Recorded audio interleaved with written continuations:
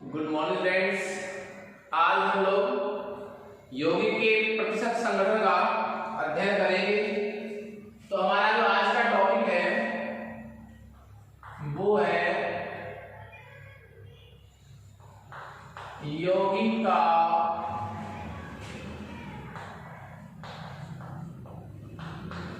प्रतिशत संगठन ज्ञात करना। यौगिक का प्रतिशत संगठन ज्ञात करना। ठीक है, देखिए प्रतिशत संगठन क्या होता है, इसकी आप परिभाषा समझिए। किसी यौगिक में जो तत्व पड़े उनकी मात्रा को प्रतिशत के रूप में व्यक्त करना क्या कहलाएगा, उसका प्रतिशत संगठन। किसी यौगिक में उपस्थित तत्वों की प्रतिशत मात्रा को उस यौगिक का क्या कहते हैं अपन, प्रतिशत संगठन। किसी यौगिक में मान लीजिए तत्व पड़े H2 है, यौगिक क्या है मान लीजिए H2 में दो हाइड्रोजन परमाणु है, एक ऑक्सीजन परमाणु है। इनकी मात्रा को जब अपन प्रतिशत में व्यक्त करें कि हाइड्रोजन कितने परसेंट है, जल में ऑक्सीजन कितने परसेंट है, तो वो क्या कहलाएगा, जल का प्रतिशत संगठन। तो क्या परिभाषा हो जाएगी, किसी यौगिक में उपस्थित विभिन्न तत्वों की प्रतिशत मात्रा को उस यौगिक का क्या कहते हैं, प्रतिशत संगठन। देखें फॉर एग्जाम्पल इसका फॉर्मूला क्या होगा,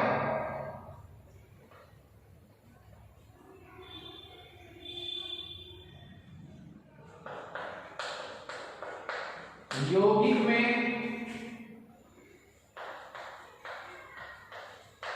उस तत्व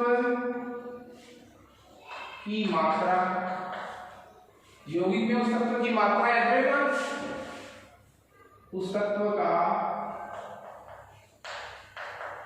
द्रव्यमान, यौगिक में उस तत्व का द्रव्यमान बटा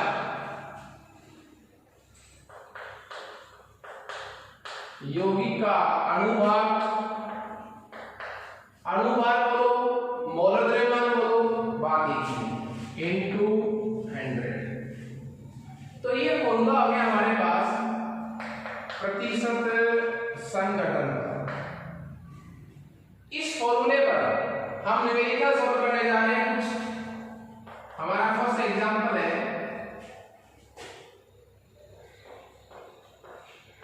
H2O में, H2 एक यौगिक हो गया, H2O में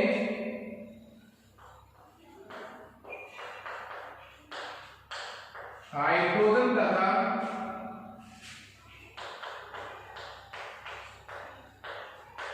ऑक्सीजन की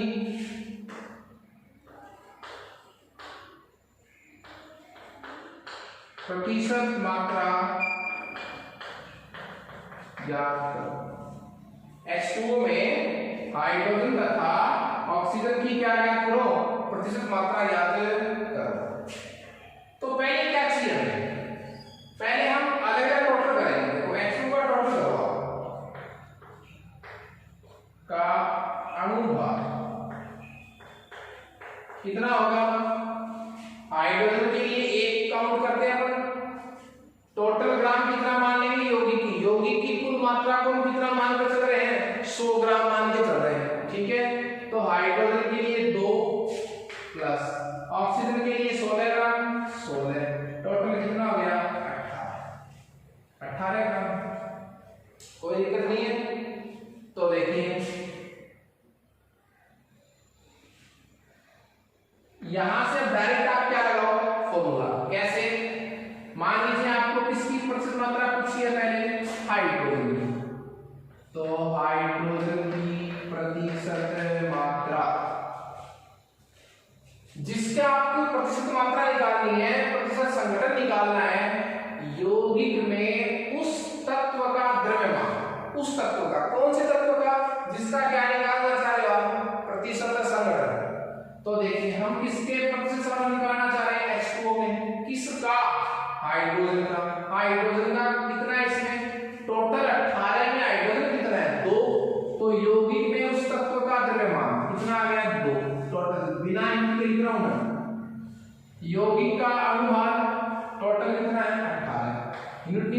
बात नहीं लगा रहा हूं, इनटू 100।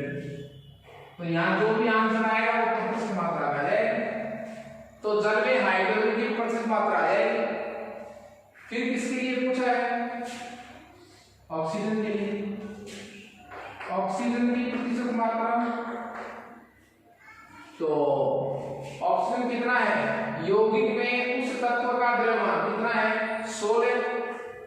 तो ये हो जाएगा 16/18 × 100। ये ऑक्सीजन की क्या आ जाएगी? प्रतिशत मात्रा बोलो चाहे प्रतिशत संगठन बोलो, बात एक ही है। एक आप क्रॉस चेक भी कर सकते हैं इसको। क्रॉस चेक कैसे कर सकते हैं कि किसी यौगिक में जितने भी तत्व हैं उन सभी की प्रतिशत संगठन का जो योग है वो 100% यदि आ रहा है, इसका मतलब आपका सवाल क्या है? सही। मेरे कहने का मतलब क्या है? यहां से मान लीजिए x आया है, यहां से कितना है? y। तो x और y का जो टोटल है वो यदि कितना आ रहा है? 100%। तो इसका आपका सवाल क्या है? तो सही है। ओके, एक न्यूमेरिकल और अपन इस पर सॉल्व करेंगे।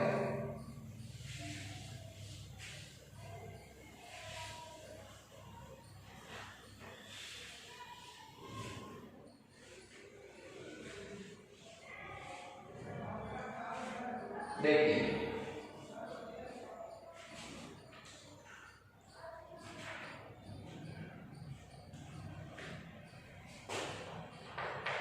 सेकेंड एग्जांपल, NaCl में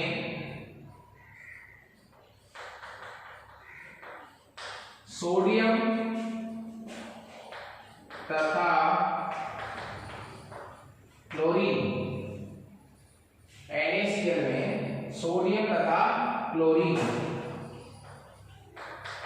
तत्वों की प्रतिशत मात्रा ज्ञात करो। NaCl में सोडियम तथा क्लोरीन तत्वों की क्या ज्ञात करो? प्रतिशत मात्रा। तो देखिए टोटल लगाओ पहले आप। इसके आंसर में पहले आपको दो चीजें चाहिए। दो चीजें कौन सी चाहिए? जिस यौगिक का आप प्रतिशत संगठन का विश्लेषण कर रहे हैं उसका कुल अनुभाग चाहिए, और उसमें जिस तत्व की आप प्रतिशत मात्रा निकाल रहे हैं उसका तत्व का द्रव्यमान चाहिए। तो NaCl का टोटल कीजिए। सोडियम के लिए हम काउंट करते हैं 23 प्लस क्लोरीन के लिए 35.5, तो टोटल कितना हो गया? 58.5। अब आप दोनों तत्वों के लिए निकाल सकते हैं। सबसे पहले किसका प्रतिशत मात्रा निकालेंगे? सोडियम। तो सोडियम की प्रतिशत मात्रा बराबर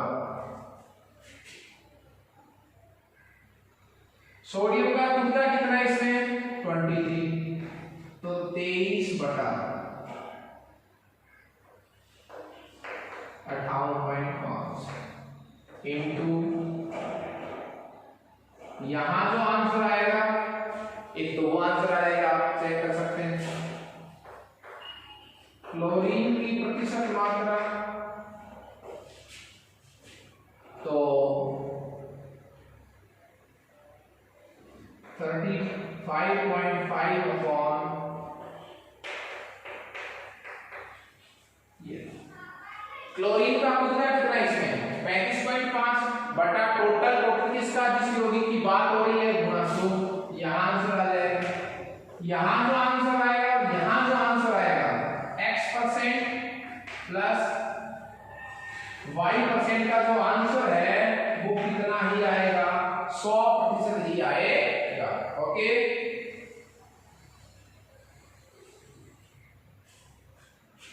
तो एक ही छोटा सा टॉपिक था कि यौगिक का हम प्रतिशत संगठन कैसे ज्ञात कर सकते हैं। इसी तरह ग्लूकोज में, सुक्रोज में, कार्बन, हाइड्रोजन, ऑक्सीजन वगैरह विभिन्न तत्वों का जो है वो प्रतिशत मात्रा को ज्ञात कर सकते हैं।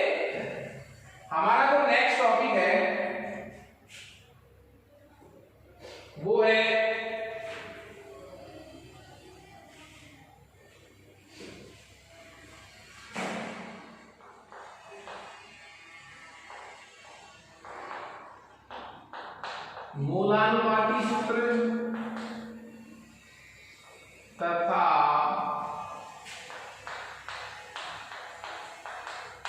अणुसूत्र। मूलानुपाती सूत्र तथा अणुसूत्र। देखिए दोनों में फर्क क्या है? दोनों में फर्क क्या है? किसी यौगिक का जो मूलानुपाती सूत्र होता है और किसी यौगिक का जो अणुसूत्र होता है उसमें मूलभूत अंतर क्या है? मैं दोनों की परिभाषा लिखूंगा, लेकिन आपको एग्जांपल से बताऊंगा। मूलानुपाती सूत्र क्या कहता है?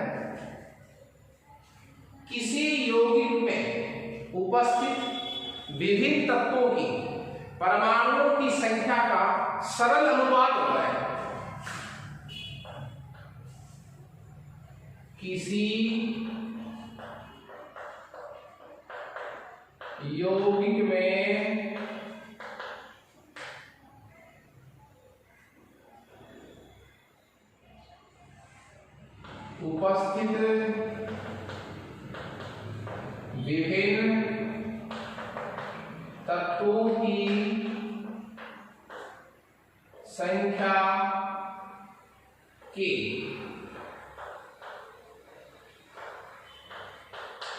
सरल अनुपात को व्यक्त करता है। किसी यौगिक में उपस्थित विभिन्न तत्वों की संख्या के सरल अनुपात को व्यक्त करता है। कौन व्यक्त करता है? ये वाली इंपॉर्टेंट चीज है कि मूलानुपाती सूत्र जो है वो किसी यौगिक का क्या व्यक्त करता है? उस यौगिक में उपस्थित विभिन्न तत्वों की संख्या के सरल अनुपात को व्यक्त करता है, वास्तविक संख्या नहीं बताता है। जबकि जो अणुसूत्र होता है वो किसी यौगिक में उपस्थित विभिन्न तत्वों के परमाणुओं की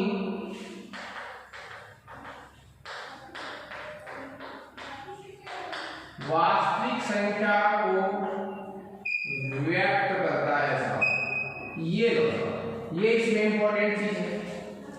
आप अंतर समझ रहे होंगे कि मूलानुपाती सूत्र और अणुसूत्र में मेजर डिफरेंस क्या है। यौगिक का जो मूलानुपाती सूत्र होता है वो उस यौगिक में उपस्थित विभिन्न तत्वों की संख्या, मतलब इन तत्वों के परमाणुओं की संख्या, मैं ऐसा भी कह सकता हूं इन तत्वों के, ये लीजिए इन तत्वों के परमाणुओं की संख्या की किसको बताता है? सरल अनुपात को व्यक्त करता है कि उसमें जो संख्या है उसका अनुपात क्या है।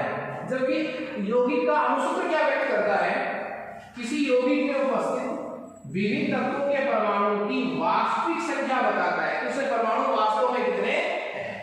इन दोनों परिभाषाओं को आप समझ जाएंगे कि मैं आपको एग्जांपल इसका डिस्कस करूंगा।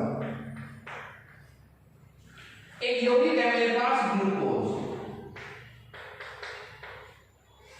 यौगिक क्या है? ग्लूकोज। और जो ग्लूकोज है उसका अणुसूत्र होता है, मैं एक बार सूत्र लिख रहा हूं इसका, C6H12O6। ये इसका सूत्र होता है। आप कहते हैं ग्लूकोज का सूत्र क्या है? C6H12O6। ये सूत्र ग्लूकोज का है, लेकिन कैसा सूत्र है? ये ग्लूकोज का अणुसूत्र है या ग्लूकोज का मूलानुपाती सूत्र है? तो बताइए क्या है? ये ग्लूकोज का क्या है? अणुसूत्र। क्यों है? क्योंकि यह सूत्र हमें वास्तविक संख्या बता रहा है कि ग्लूकोज के एक अणु में 6 कार्बन परमाणु होते हैं, 12 हाइड्रोजन परमाणु होते हैं और 6 ऑक्सीजन परमाणु होते हैं। 6 की जगह 7 भी नहीं होते। तो वास्तविक संख्या बता रहा है हमें कौन सा सूत्र? ये वाला सूत्र। इसकी वास्तविक संख्या बता रहा है हमें इस यौगिक में उपस्थित विभिन्न तत्वों के परमाणुओं की वास्तविक संख्या को व्यक्त कर रहा है कि 6 कार्बन है, 12 हाइड्रोजन है और 6 ऑक्सीजन है। तो ये सूत्र ग्लूकोज का क्या हुआ? अणुसूत्र। मैं मूलानुपाती सूत्र व्यक्त करूं तो कार्बन कितने हैं? 6। हाइड्रोजन कितने हैं 12, कार्बन 6, हाइड्रोजन 12 और ऑक्सीजन 6। इनका अनुपात क्या होगा 6 कम 6, 6 दूनी 12, 6 कम 6। अनुपात क्या है 1 to 1, तो C का कितना है 1, तो C 1 को नहीं लिखूं, X के लिए कितना आया 2, ऑक्सीजन के लिए क्या आया 1। ये लो सूत्र क्या आया आपके पास CH2O। तो CH2O क्या है, CH2O क्या है ग्लूकोज का कैसा सूत्र मूलानुपाती सूत्र। क्यों, क्योंकि ग्लूकोज का मूलानुपाती सूत्र जो है वो हमें ये बता रहा है कि जितने भी आप कार्बन लेंगे, कार्बन कितने लेंगे जितने भी, उससे डबल क्या लेने आपको हाइड्रोजन। कार्बन 1 लेंगे तो हाइड्रोजन कितने लेने पड़ेंगे 2। अब देखिए कार्बन 6 है तो हाइड्रोजन कितने हैं 12। तो ये सूत्र हमें क्या बता रहा है, ये हमें अनुपात बता रहा है संख्या का। क्या बता रहा है संख्या का अनुपात, कि संख्या किस अनुपात में है। जबकि अणुसूत्र जो है वो हमें परमाणु की संख्या का क्या बताता है, वास्तविक संख्या को बताता है। इस टॉपिक को आप वापस से सुन लीजिए।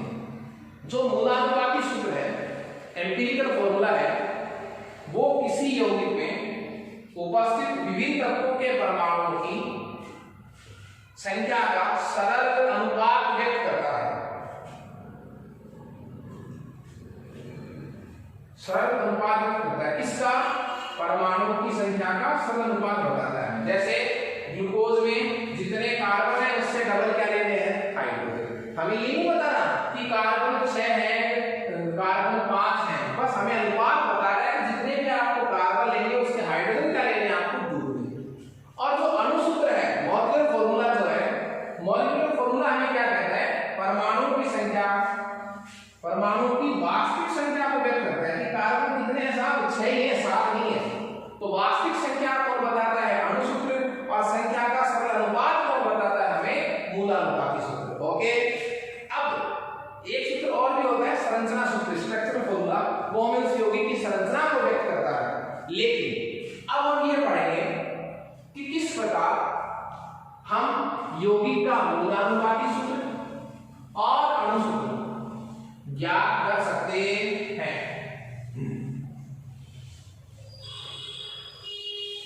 यौगिक का मूलानुपाती सूत्र और अणुसूत्र हम किस प्रकार ज्ञात कर सकते हैं, इसके लिए देखिए।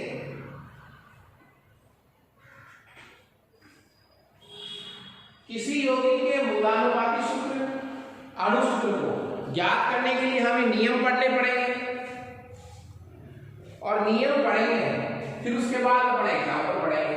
मैं क्या कर रहा हूं, आप लोगों को मूलानुपाती सूत्र और अणुसूत्र ज्ञात करने के नियम भी पढ़ा रहा हूं और साथ में एक एग्जाम्पल को सोल्व भी कर रहा हूं। ओके, तो हम सबसे पहले इसमें प्रश्न लिख देते हैं, कोई भी प्रश्न।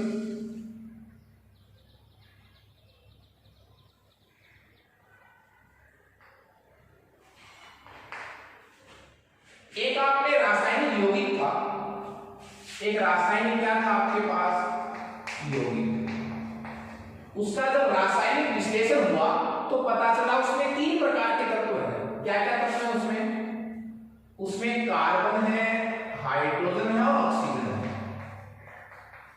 एक यौगिक का आपने क्या किया विश्लेषण किया तो आपको पता चला कि उस यौगिक में 3 प्रकार के तत्व उपस्थित है। कौन कौन से, कार्बन, हाइड्रोजन और ऑक्सीजन। और उनकी जो प्रतिशत मात्रा है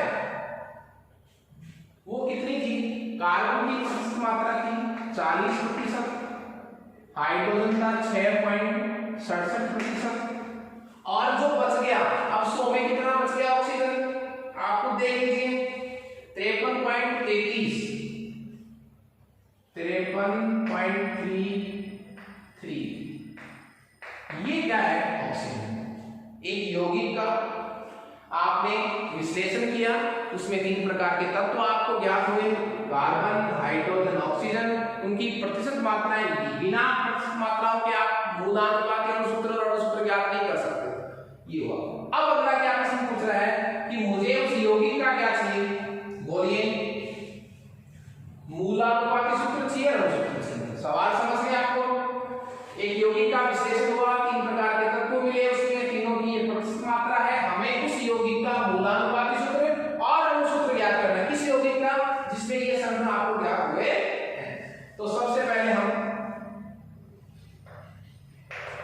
क्या ज्ञात करेंगे? सबसे पहले हम ज्ञात करेंगे, हमारा पहला जो क्वेश्चन है वो है मूलानुपाती सूत्र ज्ञात करना। मूलानुपाती सूत्र ज्ञात करेंगे सबसे पहले। फर्स्ट रूल क्या है?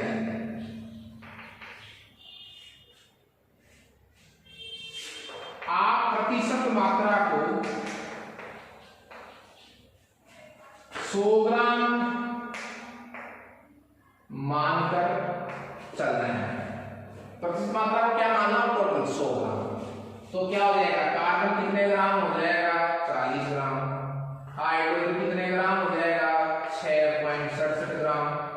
और ऑक्सीजन कितना हो जाएगा? 53.33 ग्राम। पहला रूल हो गया कि प्रतिशत मात्रा को हम ग्राम में व्यक्त कर रहे हैं। सेकंड रूल क्या हो जाएगा?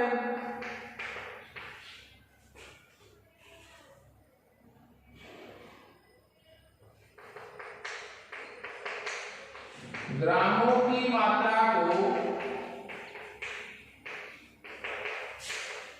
मोल में परिवर्तन। ग्राम में मात्रा को किसमें चेंज करेंगे अपन? मोल में। इनके सब के मोल बना दो। मोल का सूत्र क्या होता है? ग्राम में मात्रा बटा अनुपात। तो किसके मोल बनाओ? पहले कार्बन के मोल। कार्बन कितना है? 40 ग्राम।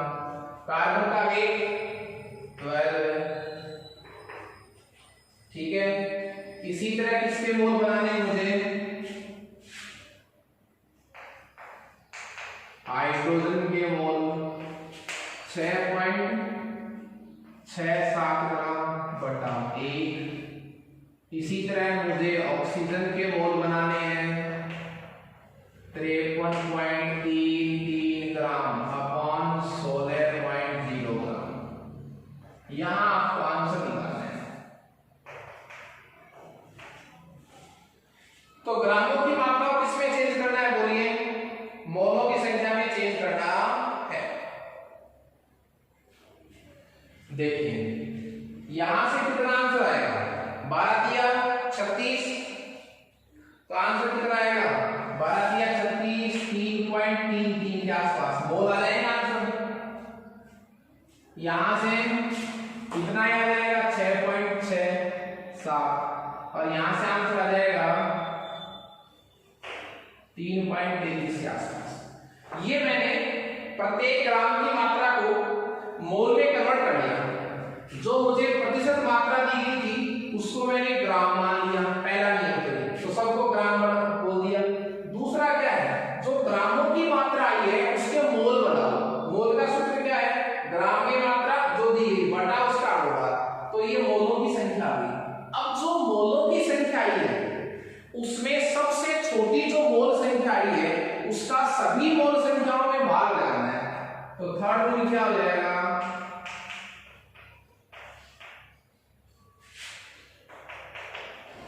छोटी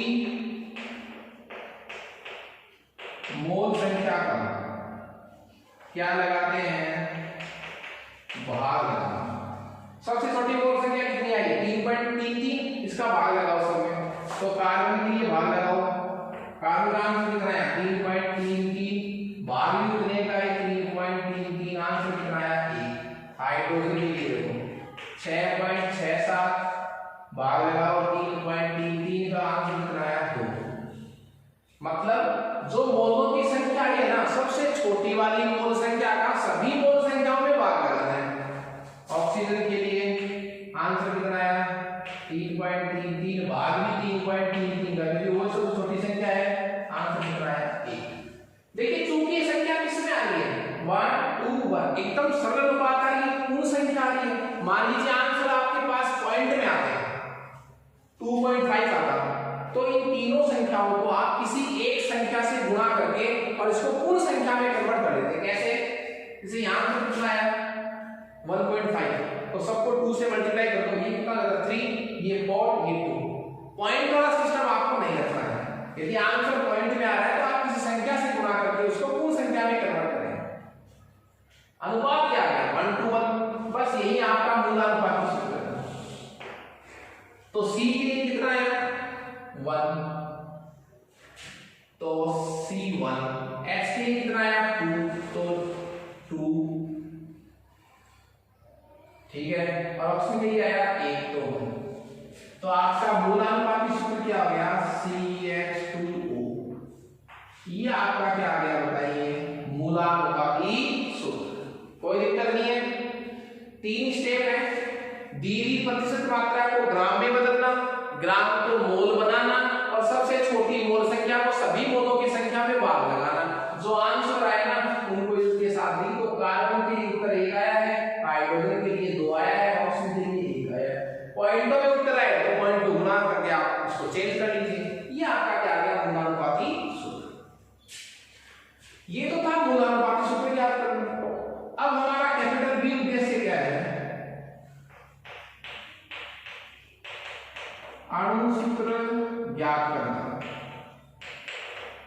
अणु सूत्र ज्ञात करना, अणु सूत्र ज्ञात करने के लिए क्या होता है, देखिए सबसे पहले n का मान निकालना होता है। n क्या होता है, n होता है अणुभार बटा मूलानुपाती सूत्र भार। अणुभार बटा मूलानुपाती सूत्र भार। अब आपको अणुभार सवाल में दिया हुआ है, अणुभार कितना दिया है सवाल में 180 दिया है सवाल में। तो अणुभार को सवाल में कितना दिया हुआ है 180। मूलानुपाती सूत्र भार, मूलानुपाती सूत्र कौन सा है CH2O। इसका भी टोटल लगाएंगे आप, टोटल कितना आएगा इसका 12, 2, 14 और 16 30। तो ये 30 कितना आंसर आया 6। n का आंसर कितना आया 6। और पता है अणु सूत्र क्या होता है, अणु सूत्र होता है n गुणा मूलानुपाती सूत्र। आप जब n की वैल्यू को मूलानुपाती सूत्र से मल्टीप्लाई करेंगे n, तो n की वैल्यू कितनी आ गई 6 गुणा CH2O। तो देखिए C6H12O6, ये आ गया आपके पास अणु सूत्र, और ये क्या आ गया आपके पास मूलानुपाती सूत्र। तो देखिए प्रतिशत मात्रा दी थी सवाल में, अणुभार दिया हुआ है सवाल में 180। आपको मूलानुपाती सूत्र ज्ञात करना है, अणु सूत्र ज्ञात करना है। तो पहला काम क्या है, आप दी हुई प्रतिशत मात्रा को ग्राम में चेंज कीजिए। कैसे 100 ग्राम मान लीजिए, तो 40% और 40 ग्राम। फिर ग्रामों की मात्रा को मोल में चेंज कर लीजिए। मोल कैसे बनाते हैं, ग्राम में मात्रा में अणुभार का भाग लगा दो तो मोल बन जाएंगे। कार्बन में 12 का भाग लगा दिया, हाइड्रोजन में 1 का भाग लगा दिया, तो ये मोलों की संख्या आ गई। अब तो सबसे छोटी मोलों की संख्या कौन सी है 3.33। इसका सब में भाग लगाओ, इसमें भी इसमें भी इसमें भी, तो सब में भाग लगाया। जो आंसर आया उसको गुणा कर दिया CH और O के साथ, तो ये मूलानुपाती सूत्र आ गया। मूलानुपाती सूत्र का टोटल लगाया कितना आया 30। अणु सूत्र के लिए क्या करते हैं, पहले n की वैल्यू ज्ञात करते हैं। n कैसे आएगा, अणुभार में मूलानुपाती सूत्र भार को कितना है 30 का भाग लगाएंगे। तो 180 में आपने कितने का भाग लगाया 30 का, आंसर कितना आया 6। अब n की वैल्यू आ गई। अणु सूत्र ज्ञात करने का नियम क्या है, उस n की वैल्यू को आप मूलानुपाती सूत्र से गुणा कर लीजिए। मूलानुपाती सूत्र क्या था आपके पास CH2O, यही तो था। C 1 है, H 2 है, ऑप्शन 1 है। इसको कितने से गुणा कर दिया आपने 6 से, तो सूत्र क्या आ गया C6H12O6। तो ये तरीका था किसी यौगिक के मूलानुपाती सूत्र और अणु सूत्र को ज्ञात करने का। नेक्स्ट